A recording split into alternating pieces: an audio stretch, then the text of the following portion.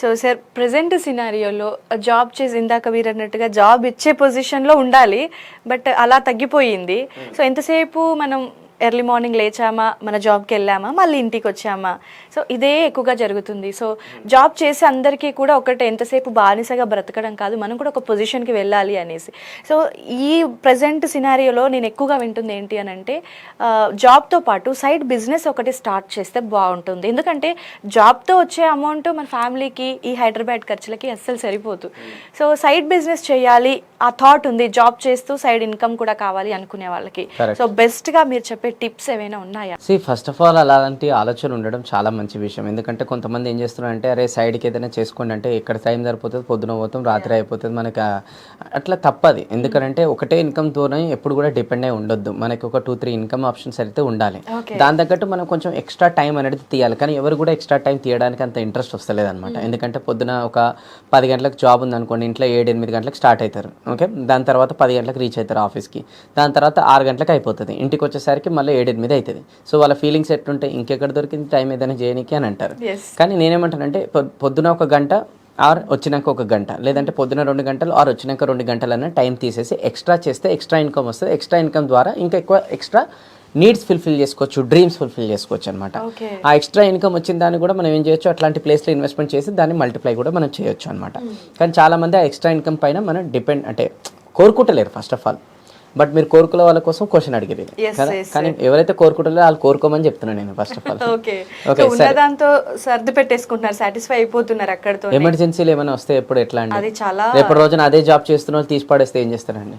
So అందుకోసం ఇట్లాంటివి extra కొంచెం చేసుకుంటే కాన్ఫిడెన్స్ ఉంటుంది అనమాట. సో జాబ్ విషయంలో మెయిన్గా ఏంటంటే సార్, వాళ్ళకి నచ్చకపోయినా మనమే డ్రాప్ అవ్వాలి, మనకు నచ్చకపోయినా మనమే డ్రాప్ అవ్వాలి. బట్ బిజినెస్ అలా కాదు, మనకు సైడ్ ఇన్కమ్గా అది ఎప్పుడు సేఫ్ జోన్లో ఉంటుంది మోస్ట్లీ. కానీ దాని దగ్గర రిస్క్ కూడా ఉంటుంది. ఇప్పుడు ఏంటంటే, జాబ్లో ఒక ఎంప్లాయీ పొద్దున్న నుంచి సాయంత్రం వరకు ఆలోచిస్తారు, కానీ బిజినెస్ ఓనర్ ఒక్కసారి అయిన తర్వాత 24 గంటలు ఆలోచించాల్సి వస్తుంది. ఎందుకంటే ఇప్పుడు మనల్ని నమ్ముకొని ఒక టీం ఉంటారు, ఫ్యామిలీ ఉంటారు, కస్టమర్స్ ఉంటారు, వీళ్ళందరినీ దృష్టిలో పెట్టుకొని 24 గంటలు ఆలోచిస్తారు చాలామంది బిజినెస్ ఓనర్స్. సో బిజినెస్ అనేది కూడా ఇంత ఈజీ కాదు, అట్లానే అంత టఫ్ కూడా కాదు. ఇట్స్ ఆల్ అబౌట్ మనం ఎట్లా చేస్తాం అనేది మ్యాటర్ అవుతుంది. Okay, so coming to the question ఏంటంటే, ఎవరైతే ఇప్పుడు జాబ్ చేసే వాళ్ళు ఉంటారో సైడ్ ఇన్కమ్ కోసం ఏదైనా బిజినెస్ ఏదైనా చేయాలనుకుంటే ఆర్ ఇంకేదైనా ఫ్రీలాన్సింగ్ లాగా కూడా చేయాలనుకుంటే ఏంటి టిప్స్ అని అడిగారు. ఓకే, సో ఈరోజు ఫ్రీలాన్సింగ్కి సంబంధించిన వెబ్సైట్స్ ఉన్నాయండి. ఓకే, freelancer.com అని చెప్పి, లేదంటే గూగుల్ ఓపెన్ చేసి ఫ్రీలాన్సింగ్ సంబంధించిన వెబ్సైట్స్ అని మీరు కొడితే ఒక మినిమం ఒక 30 నుంచి 50 వరకు వెబ్సైట్స్ వస్తాయి. ఓకే, అందులో మీరు ఏదైతే ఇప్పుడు చేస్తున్నారో అందులో ఈ సర్వీస్ నేను చేస్తా అని చెప్పేసి మనం పెట్టేసేయాలన్నమాట. ఫర్ అన్ ఎగ్జాంపుల్, ఇప్పుడు మీరు యాంకరింగ్ చేస్తున్నారు, కెమెరామెన్ కెమెరా షూట్ చేస్తున్నారు, వీడియో ఎడిటర్ చేస్తారు, గ్రాఫిక్ డిజైనర్స్ ఉంటారు, డిజిటల్ మార్కెటింగ్ ఉంటారు, వెబ్సైట్ డెవలపర్ ఉంటారు. ఇది కాకుండా కూడా సంథింగ్ కొంతమంది ఫీమేల్స్ అయితే మైందీ రిలేటెడ్ వేసే వాళ్ళు ఉంటారు, మేకప్ రిలేటెడ్ ఆర్టిస్టులు ఉంటారు, ఓకే, హెయిర్ స్టైలిస్టులు ఉంటారు. ఇలా డిఫరెంట్ ఒక్కొక్క దాంట్లో ఒక్కొక్క దగ్గర జాబ్ చేస్తుంటారు కదా. సో వాళ్ళు చేస్తున్న వర్క్కే అక్కడ ఫ్రీలాన్సింగ్గా నేను చేస్తాను అని చెప్పి అక్కడ ఆ వెబ్సైట్లో వెళ్ళి ప్రొఫైల్ రిజిస్టర్ చేసుకోవాలి. ఓకే, ఇంత అవర్స్కి ఆర్ ఇంత వర్క్కి నేను ఇంత చార్జ్ చేస్తాను, రిజిస్టర్ పెట్టుకోవాలి. చాలా మంది బిజినెస్ ఓనర్స్ కూడా ఏం చేస్తారంటే, ఫుల్ టైమ్గా మనం ఎంప్లాయీస్ని పెట్టుకుని అంత జీతాలు అవన్నీ కూడా ఎవరు ఇచ్చుకుంటారు, కొంచెం మనం ఈ ఫ్రీలాన్సర్స్తోని ఉపయోగించుకోవచ్చు అని చెప్పేసి చాలా మంది ఆలోచిస్తున్న వాళ్ళు ఎక్కువ వాళ్ళు కూడా. ఓకే, సో వాళ్ళు ఏం చేస్తారంటే, ఈ freelance.com అని ఏదైతే వెబ్సైట్స్ ఉంటాయో ఆ వెబ్సైట్లోకి వచ్చి ఎవరు మాకు గ్రాఫిక్ డిజైనర్, ఎవరు మాకు వీడియో ఎడిటర్, ఎవరు మాకు యాంకర్ అని చెప్పి వాళ్ళు వెతుకుతారు అనమాట. వెతికితే వాళ్ళకి పర్ పోస్ట్ని ఇంత, పర్ వీడియోని ఇంత, ఆర్ పర్ ఎపిసోడ్కి ఇంత అని చెప్పేసి డబ్బులు అనేది పే చేస్తారు. సో వాళ్ళు అట్లా ఎక్స్ట్రా వర్క్ అనేది సాయంత్రం పూట పొద్దున పూట అట్లా చేసుకోవచ్చు. ఓకే, చేయాలనే థాట్ ఉంటే చాలు, ఎలాగలా చేసేయచ్చు. 100% ఉంది. ఓకే, సో సార్ బిజినెస్ అనగానే ఎంతసేపు అబ్బాయిలే చేయాలి, మగవాళ్ళే చేయాలి అదే థాట్ ఉంటుంది. సో మనకు ఆడవాళ్ళు ఎందులోనూ తీసిపోరు అన్నట్టుగా మనం ప్రతి విషయంలోనూ చూస్తున్నాం. సో ఎంటర్ప్రెన్యూర్గా ఒక లేడీ, ఒక అమ్మాయి వెళ్ళాలి, ఎదగాలి అనుకున్నప్పుడు, సో అంటే మనకు బాయ్స్ సైడ్ నుంచి ఉండే ప్రాబ్లమ్స్ వేరుగా ఉంటాయి, గర్ల్ సైడ్ నుంచి డిఫరెంట్గా ఉంటాయి. సో యాజ్ ఎ గర్ల్గా ఎంటర్ప్రెన్యూర్గా ఎదగాలి అనుకుంటే అలాంటి వాళ్ళ కోసం మీరేం చెప్తారు? ఫస్ట్ ఆఫ్ ఆల్ మీరు ఒక సర్వే ప్రకారం చూసుకున్నట్టయితే, ఒకప్పుడు మేల్స్ అనేది ఎక్కువ పనిచేసేవాళ్ళు, మగవాళ్ళు. ఇప్పుడు ఆడవాళ్ళు కూడా ఎక్కువనే పనిచేస్తున్నారు. అంటే జెండర్ ఈక్వాలిటీ అనేది మార్కెట్లో వచ్చేసింది అనమాట. అందరూ కలిసి సమానమే అని చెప్పేసి. ఎందుకంటే ఇప్పుడు ఒక ఇంట్లో ఒక హస్బెండే పని చేస్తే నడవదు. హస్బెండ్ అండ్ వైఫ్ పని చేస్తేనే నడుస్తుంది ఇల్లు, ఎందుకంటే ఎక్స్పెన్సెస్ మార్కెట్లో ధరలు అట్లా పెరిగిపోయినాయి అండ్ అట్లా పని చేయాలి కూడా. కొంతమంది మేలిగోలు ఉంటారు అనమాట, నేను చేస్తున్నా నువ్వు ఎందుకు ఇంట్లో కూర్చోవాలి అని చెప్పేసి అంటారు. అలాంటి వాళ్ళు ఉన్నప్పుడు ఆ ఇల్లు ఎప్పుడు కూడా ప్రోగ్రెస్ కాదు, హ్యాపీగా ఉండదు. సో ఫీమేల్కి సపోర్ట్ ఏ ఇంట్లో అయితే దొరుకుతుందో ఆ ఇల్లు హ్యాపీగా ఉంటుంది అనమాట.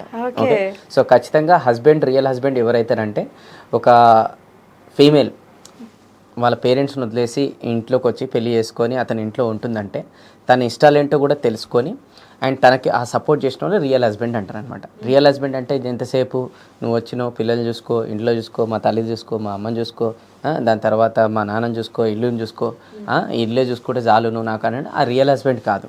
ప్రతి అమ్మాయికి కొన్ని కోరికలు అనేది ఉంటాయి, ప్రతి అమ్మాయికి నాకు కూడా కెరియర్ అనేది ఉంటుంది, నాకు కూడా కొన్ని నేమ్ ఫేమ్ కావాలి, నాకు కూడా సమాజంలో ఒక గుర్తింపు అనేది కావాలని ప్రతి అమ్మాయికి ఉంటుంది.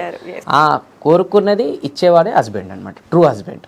ఓకే, సో అది ఫస్ట్ చేయాలి. మేల్ ఈగోలు పక్కనే పెట్టేసి అమ్మాయికి ఏమి ఇష్టమో తెలుసుకొని దానికి సపోర్ట్ చేసి దాని తగ్గట్టు హెల్ప్ చేసుకుంటూ రావాలి. కొంతమంది 30, 40, 50, 60 సంవత్సరాలు అయిపోతుంది ఇప్పటికి కూడా. ఇప్పుడు కూడా పాపం ఇంట్లో ఎవరైతే ఆడవాళ్ళు ఉంటారో వాళ్ళకి ఏమి ఇష్టమని అడగకుండా ఎంతసేపు వీళ్ళకి నచ్చిందే చేసుకుంటూ కూర్చోవాలి అనుకుంటారు అనమాట. పాపం వాళ్ళు కూడా ఆడవాళ్ళు చాలా ఓపికతోని హస్బెండ్ కోసమే గుడ్డిగా బతుకుతారు, పిల్లల కోసమే గుడ్డిగా బతుకుతారు, వాళ్ళు ఉన్నాయి అన్ని కోరికలు చంపుకొని. ఓకే, అలా కొంతమంది జీవితాలే పోతున్నాయి ఈరోజు. ఏం లాభం అట్లాంటిది? సో అందుకోసం ఫస్ట్ ఆ ఫీమేల్ కూడా ఇంట్లో నుంచి అది వాట్ ఎవర్ ఫ్యామిలీ మెంబర్స్ ఉంటారో ఎదురించి మాట్లాడాలి. నేను ఇది చేయాలనుకుంటున్నాను, నేను చేస్తా, మీరు నాకు ఒక అవకాశం ఇవ్వాలని మాట్లాడాలి ఫస్ట్. అది ఫస్ట్ పాయింట్. ఎందుకంటే వాళ్ళు కూడా మాట్లాడరు, కొంచెం లోపలనే పెట్టుకొని ఉంటారు. ఫస్ట్ వాళ్ళు మాట్లాడాలి. రెండోది వాళ్ళు మాట్లాడినప్పుడు వీళ్ళు ఆ లెవెల్లో సపోర్ట్ కూడా చేయాలి. అప్పుడు ఆ ఇల్లు సంతోషంగా అనేది ఉంటుంది. ఎందుకంటే ఇంట్లో ఒక స్త్రీ సంతోషంగా లేకపోతే ఎంత సంపాదించినా కూడా వేస్టే అంటారు. సో అందుకోసం ఫస్ట్ ఆమె సంతోషంగా ఉండేటట్టు చూసుకోవడం ఫస్ట్ పాయింట్. ఇది కొంతమంది అనొచ్చు మీరు చెప్పడానికి ఈజీ అని, అంటే అరే మా వైఫ్ కూడా నేను సపోర్ట్ చేస్తాను, తన పేరెంటింగ్ కోచ్ ఈరోజు చాలా ఫాలోయింగ్, చాలా మంచి లెవెల్లో ప్రోగ్రెస్ అయింది, డౌటే లేదల్లా. ఓకే, సో సపోర్ట్ చేయండి, బాగుంటుంది.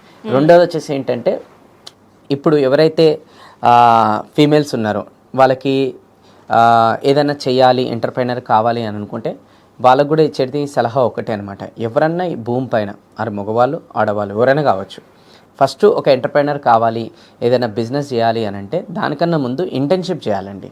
అంటే మనం చిన్న చిన్న కోర్సెస్ అనేది తీసుకొని ఫస్ట్ అవగాహన, నాలెడ్జ్ అనేది నేర్చుకొని చిన్న చిన్న జాబులు అనేది ఆ పర్టికులర్ ఏరియాలో చేసుకొని అనుభవం అనేది మనకు వచ్చిన తర్వాత అప్పుడు మనం ఏదైనా అటెంప్ట్ అనేది చేయాలన్నమాట. కానీ చాలామంది ఏం చేస్తుంటారంటే డైరెక్ట్ నేను బిజినెస్ స్టార్ట్ చేస్తానంటే ఫెయిల్ అవుతారు. ఓకే, ఎందుకంటే అనుభవం లేదు కాబట్టి. సో అందుకోసం ఫస్ట్ అనుభవం తెచ్చుకోవడం కోసం ఏదైనా చిన్న చిన్న జాబ్స్ ఏదైనా ఇంకా ప్లేస్లలో ఒక ఫ్రీలాన్సర్స్ లాగానో ఇప్పుడు నేను ఇందాక చెప్పినట్టు అట్లా ఏదైనా చేసుకుంటూ రావాలన్నమాట, అప్పుడు బాగుంటాయి. రెండోది వచ్చేసి ఏంటంటే ఈరోజు యూట్యూబ్ ఉంది.